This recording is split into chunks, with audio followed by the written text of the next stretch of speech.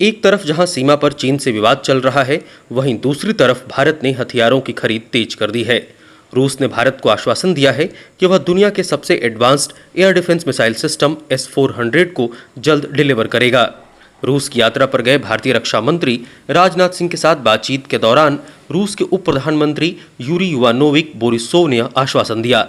दोनों नेताओं के बीच हुई बैठक के बाद राजनाथ सिंह ने कहा कि भारत और रूस के बीच विशेष सहयोग है और रूस ने भरोसा दिलाया है कि भारत संग के ये समझौते तेजी से पूरे किए जाएंगे। राजनाथ सिंह ने कहा, रूसी उप प्रधानमंत्री से मेरी बातचीत बहुत सकारात्मक रही। महामारी की कठिनाइयों के बाद भी हमारे द्विपक्षीय संबंध बने हुए हैं। मुझे भरोसा दिलाया गया है कि जो समझौते किए जा चुके हैं उन्हें जारी रखा जाएगा। यही नहीं, कई मामलों में इनको बहुत कम समय में पूरा किया जाएगा।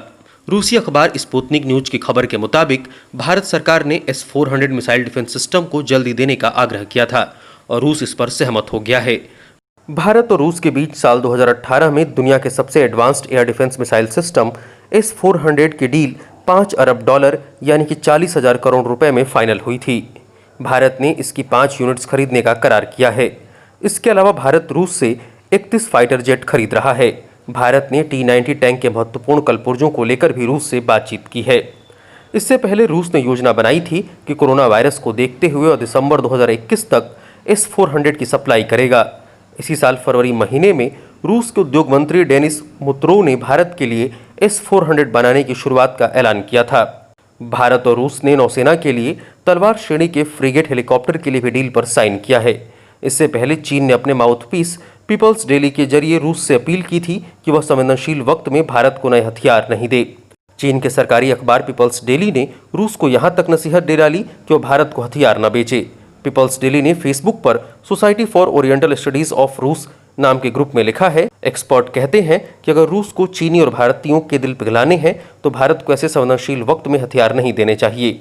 दोनों एशियाई ताकतें रूस की करीबी सहयोगी हैं। गौरतलब है कि गलवान घाटी में भारत और चीन की सेनाएं आमने सामने हैं। दोनों देशों के बीच पिछले कुछ महीने से तनाव बना हुआ है। इस तनाव ने अहम मोड़ तब ले लिया जब 15 और 16 जून की रात भारतीय सेना के 20 जवान शहीद हो गए और 50 से ज्यादा घायल हो गए। खबरों के मुताबिक चीनी सेना को भी नुकसान हुआ था। हालांकि ताज़ा खबर ये है कि भारत और चीन गलवान घाटी में हुई हिंसक सैन्य झड़प से गहराए तनाव के बीच पूर्वी लद्दाख में वास्तविक नियंत्रण रेखा पर टकराव टालने के लिए आपसी सहमति बनाने पर राजी हो गए हैं। सैन्य कमांडर स्तर पर हुई बातचीत के बाद इस सहमति के अनुसार दोनों देशों की सेनाएं लद्दाख में उन सभी जगहों से पीछे हटेंगी जहां वे एक दूसरे के सामने तनातनी की स्थिति में थीं और तय हुआ कि दोनों पक्ष इसे आगे बढ़ाएंगे।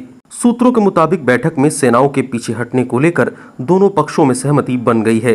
इसमें लद्दाख क्षेत्र में टकराव वाले सभी पॉइंट से सैनिकों को पीछे हटाने को लेकर चर्चा हुई। हालांकि आमने सामने डटी सेनाओं को पीछे हटाने के तौर तरीकों को लेकर अभी सहमति बनना बाकी है।